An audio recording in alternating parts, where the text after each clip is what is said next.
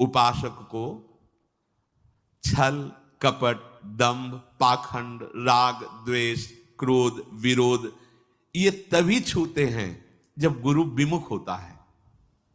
पक्का।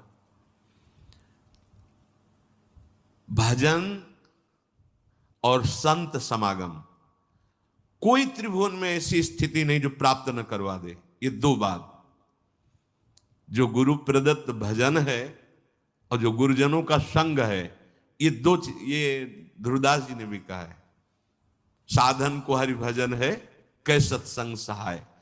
तो यदि छल, कपट, दंभ, पाखंड, राग, द्वेष, क्रोध, विरोध ये हृदय में है तो आप गुरु से विमुख हैं। आप देख लीजिए, अगर गुरु के सन्मुख हैं और भजन हो रहा है और संत संग, तो ऊंची से ऊंची कोई भी स्थिति ऐसी नहीं जो आपको प्राप्त ना हो जाए। अर्थात नरसिंह मेहता जी जैसा प्रेम इसी जन्म में बहुत शीघ्र प्राप्त हो जाए। रहनी बनाए हुए में चूक कर दें हम, पूज्य महाराज जी कह रहे, जाको श्री भगवान की आवश्यकता ही अनुभव ना होए। यदि आप साधना की रहनी जो गुरुदेव ने दी है वैसे चलते रहो तो आपके अंदर भूख बढ़ जाएगी प्रिया प्रीतम की प्राप्ति की। यदि आप उनसे थोड़ा भी विमुख होंगे तो आवश्यकता ही महसूस नहीं होगी प्रभु की, आवश्यकता भोगों की महसूस होगी। अध्यात्म की नींव है सदगुरु श्रद्धा। संतन की कृपा मनाओ, भक्तन सो मैत्री करो और ये बात मांगो कि हमारे सदगुरुदेव भगवान में अपार श्रद्धा है। मेरे श्री सदगुरुदेव भगवान को सदैव मेरे मन पे अधिकार हो जाए। अभी हम अपने मन की बात रोते रहते करके अधिकार कहां दिया है? अगर आपके मन में कुछ आ रहा है तो तुरंत दृष्टि पहुंचाओ, सदगुरुदेव भगवान ये आपको दिया हुआ मन है, आप देख लो, राजी हो इसमें जो चल रहा है, आप राजी हो? अगर आप राजी हो तो देख लो, अगर आप नहीं तो चल कैसे रहा है? ये आपको समर्पित मन है। हम नहीं पहुंच पाते सदगुरुदेव तक और अपने अहम में ही सीमित रह जाते हैं।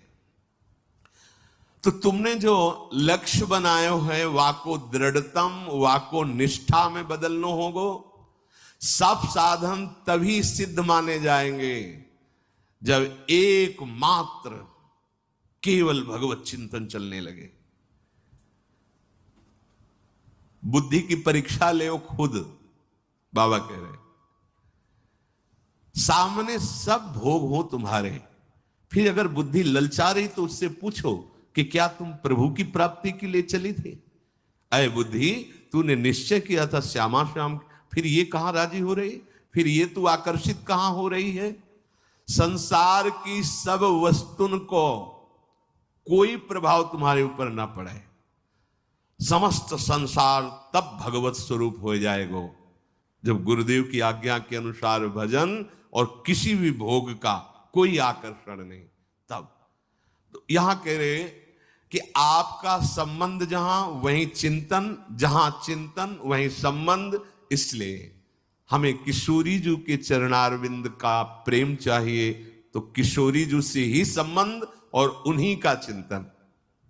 अगर हमारा संबंध संसार का, शरीर का, व्यवहार का, तो इस पे कोई प्रश्न कर सकता है तो बाबा जी कोई कर सकता है, गृहस्थ तो नहीं कर पाएगा। नहीं, फिर वही आपसे कह रहे हैं, ये अंदर की बात है, बाहर से नहीं। बड़े बड़े महापुरुष पाए गए हैं गृहस्थी में, बहुत ऊंची स्थिति। पूज्य श्री जयदयाल गोयनका जी, पूज्य श्री भाई जी महाराज, और भी बहुत से ऐसे सदगृहस्थ हुए जो बहुत प्रेम की ऊंचाई पर विराजमान हुए, ज्ञान की उत्तम भूमिका पे पहुंच गए। बात अंदर की है। अगर अंदर आप इसी जन्म में भगवत प्राप्ति करना चाहते हैं तो आपका चिंतन केवल प्रभुमय होना चाहिए, एक एक क्षण प्रभुमय चिंतन। हमारा चिंतन ही हमारा जीवन है। बिल्कुल चिंता छोड़ दीजिए, योगक्षेमवान भगवान करेंगे। अनन्यस चिंतयन्तो माम, बार बार जीवन का सार चिंतन है, बस ये समझ लो। हृदय में हमारे प्रिया प्रीतम का चिंतन, श्यामा श्याम का चिंतन, तो जीवन सार्थक है। श्री राधा और श्री श्याम सुंदर उसी से संतुष्ट होते हैं जो नित्य निरंतर उनके चिंतन में स्थित रहता है। उनको और कुछ नहीं चाहिए। प्रिया प्रीतम को या हमारे आराध्य देव को और कुछ नहीं चाहिए, चिंतन चाहिए। पकड़ लो इस बात को। तभी बड़े बड़े सम्राट भी वैरागी जनों के आगे मस्तक झुका देते हैं, क्योंकि उनके पास वो है नहीं जो उनके पास है। उनके पास क्या है? चिंतन। अगर आपके पास भगवत चिंतन नहीं है, आप हमारे प्रभु को रिझा नहीं पाएंगे। वस्तुओं से, नाना प्रकार की भोग सामग्रियों से तो साधक, उनकी आराधना करने वाला, वो विरक्त हो जाता है। ब्रह्मादि के भोग सब विषम लागत